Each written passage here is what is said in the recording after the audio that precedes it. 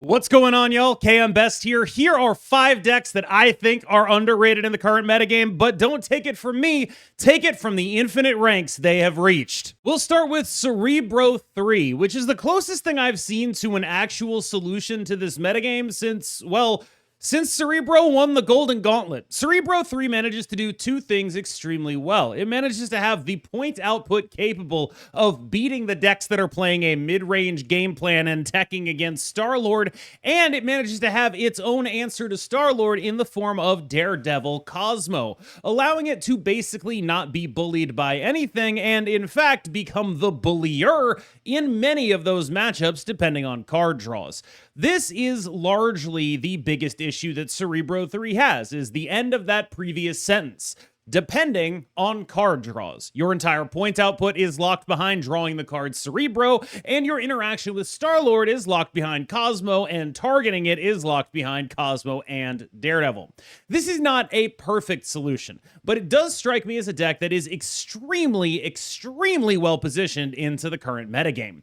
The recent OTA actually did more to make Cerebro 3 good than I think people gave it a lot of credit for. The addition of Nightcrawler to the deck is super meaningful. This deck really cares about having cheap ones that it can play, and by the same token, Kingpin entering the deck, not perhaps as meaningful, but in a world where the dominant mid-range decks tend to be Batroc related or Batroc hybridized with Sholau, it's nice to have a good card in those matchups.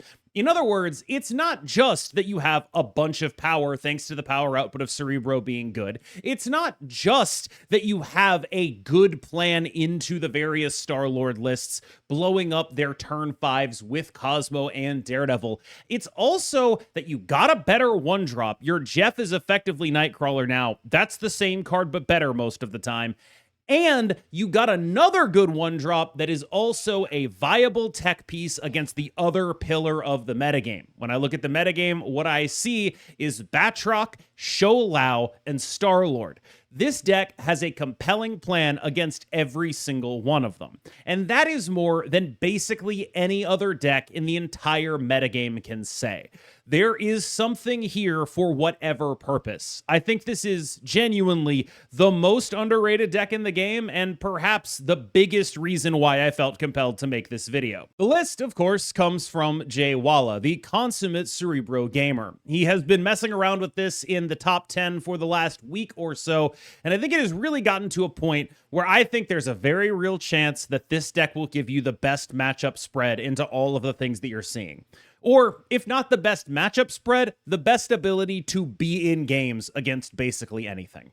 Downside is that it is a Cerebro deck and comes with the attendant weaknesses of being a Cerebro deck. It is not for the faint-hearted to play a list like this, but it is quite good right now. I spent a few hours in a Discord call with my doppelganger KMBest as he played this Phantom X deck, which he refers to as Ethical Hella, into the top 50.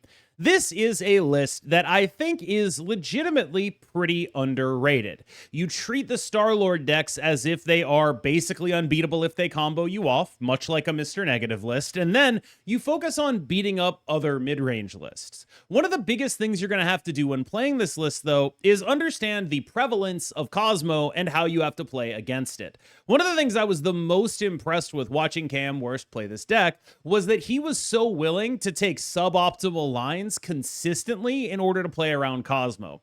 I did not see him at any point make the obvious Cosmo play. Now, if you're fairly confident you aren't dealing with it, that's one thing. But I saw a lot of not obvious Cosmoing. Like, I'm going to play a Hood in one lane and a Bucky in a different lane so I don't get immediately owned by the dog that's running around everywhere. That is what you have to do when you want to play around a common card. This is the kind of deck that needs to respect what its opponent is doing because fundamentally, it's just not one that has a lot of interaction.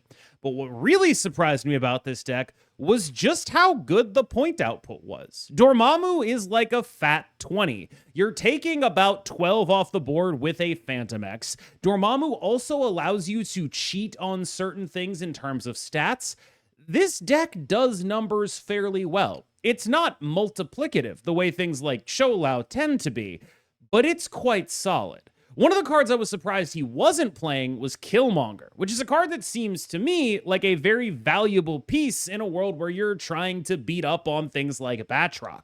If you're running into a lot of Batroc or Batroc Sholau, Killmonger seems like a card you could definitely try in here over Venom, who typically felt like he was underperforming. This is a powerful list, and I don't think the ethical Hela comparison is very far off. The numbers are really good. But unfortunately, you are still, at least in name, kind of ethical and subject to the dictates of that 3/3 dog that turns off your on reveals. There are a couple of cool plays that I specifically want to point out. You don't need to be super greedy with your destroys, you just need to make sure you get one off in order to start the Dormammu train. Then you can use a turn 5 Dormammu summon in order to get the rest of your destroys. A really cool thing that I saw was using turn 5 Dormammu alongside an Airwalker, that would be blowing up the Airwalker with the spell, of course, in order to get the Phantom X on the board more easily. Remember, of course, also that Airwalker summons from hand or from deck. So you don't have to get stuck on, oh, I drew the Phantom X, there's nothing here. That's going to be actually a pretty useful play in terms of getting the card on the board while still doing all of the things that you're going to want to do. This is a deck that stresses your execution on the final few turns of the game, especially turns 5 and 6. These cards are going to test you. You will often find that if you don't plan things out perfectly, you will be sitting there with wasted resources in your hand that could have won you the game. Finally, I want to do a little bit of a nod at Gambit. Gambit is quite a powerful card in this metagame, and sometimes you will be YOLOing him in order to try to blow up a Star-Lord. That's a powerful thing that you genuinely have access to, and sometimes when you're 50-50 to blow up the Star-Lord, it is correct to stay on those snaps that are predicated on the Star-Lord existing.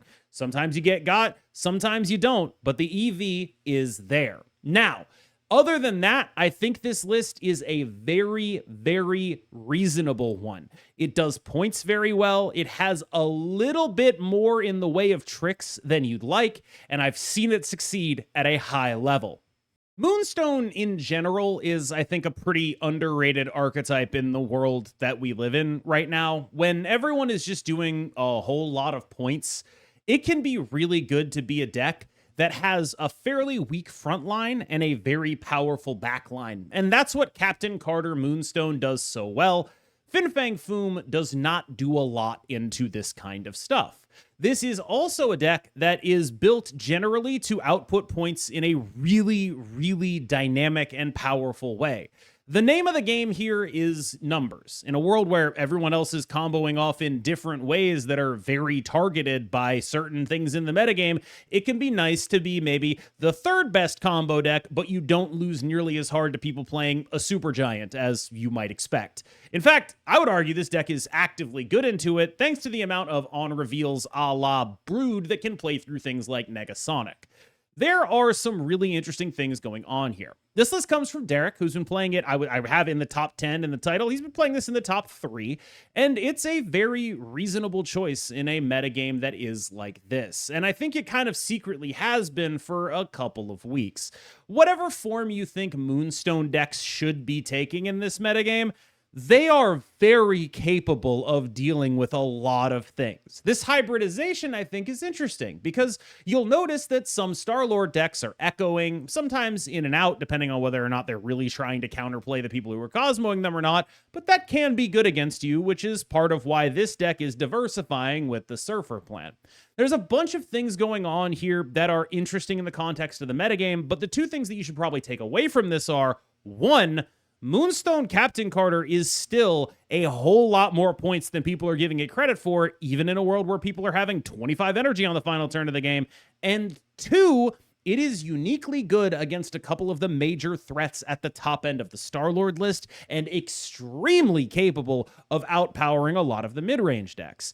I'm not saying Moonstone Captain Carter or anything like that is problematic, but it does pretty consistently come up whenever I talk about decks in this vein that this kind of stuff is very good. I would go so far as to say the Moonstone Carter ongoing package, Goliath, and Sam Wilson might be the single safest deck to play in basically every metagame we've had.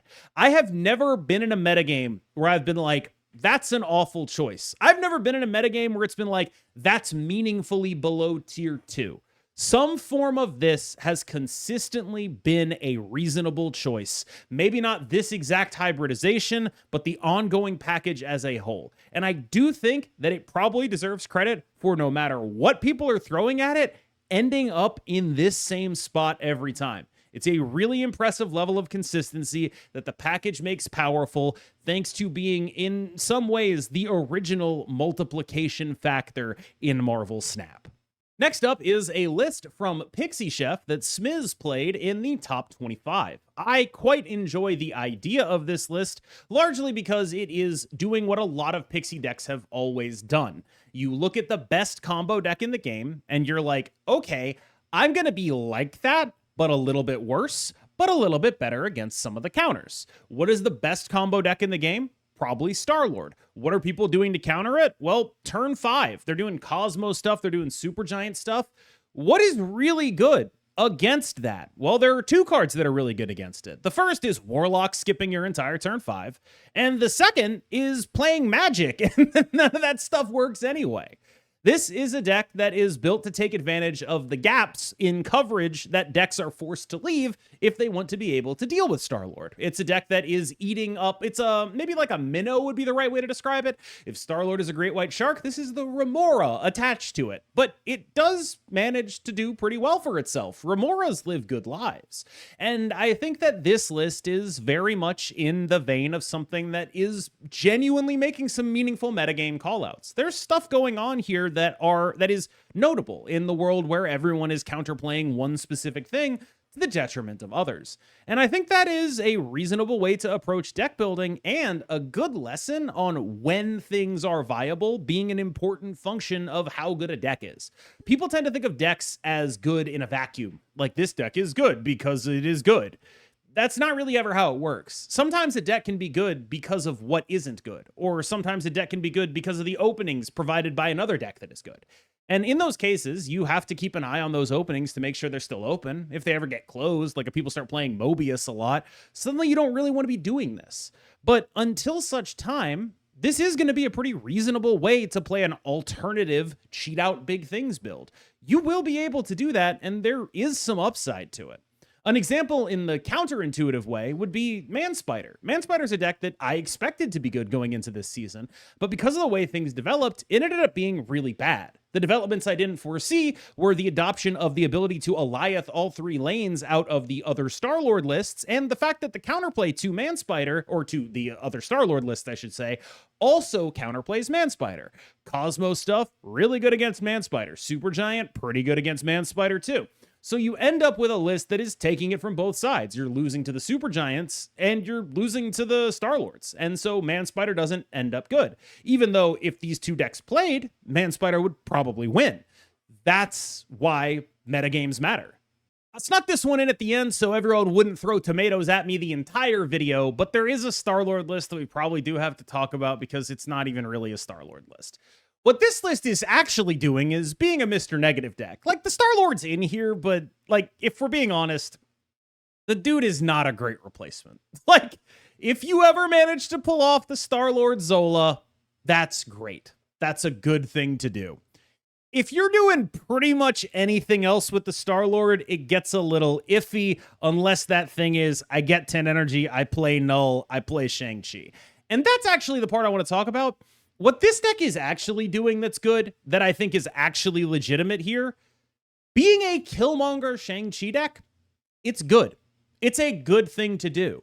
Killmonger is really good into Batroc stuff. Almost every Batroc gamer obviously doesn't want to lose the Batroc, but more than that, a lot of them are playing Sholau. And if they're playing Sholau, typically they are going to have a Maverick in the deck, and if they're going to have a Maverick in the deck, well, they're going to Sholau the Maverick, and then they're going to need to play something on that turn in order to target the Maverick buff onto something, and that thing is going to have 1 cost, and it's going to die to Killmonger. And that dynamic is part of what makes Killmonger quite good. Very good against Batroc Show. And Shang-Chi is just good for obvious reasons. Like, people just, like, wave out a Fin Fang Foom. Pretty good to blow that up, especially if you're playing nulls and things of that nature. This list is doing powerful stuff in the Mr. Negative vein. The Star-Lord isn't nearly as good as Mr. Negative, but Star-Lord into Zola kind of is. You can't really argue with that one. That one really does allow you to do some really cool stuff. And maybe you'll be able to have maybe you have a little bit lower power output than the dedicated Star-Lord decks, but it does work. But what really makes this deck work for me is the Shang-Chi Killmonger. That's the part that I think is really impressive. I don't know who put this together. I keep running into some guy in top 50 playing it, and I keep coming away thinking, oh, that's pretty good. I'm pretty sure the name is MITM, but I don't know if it's their list or if someone else put it together. I know a couple other creators have covered it. Again, if anyone knows who it is, I'd love to be able to give credit appropriately. But I think this is a notable, not necessarily improvement on Star-Lord, but a notable thing you can do. In fact, if anything, it's an improvement on Mr. Negative.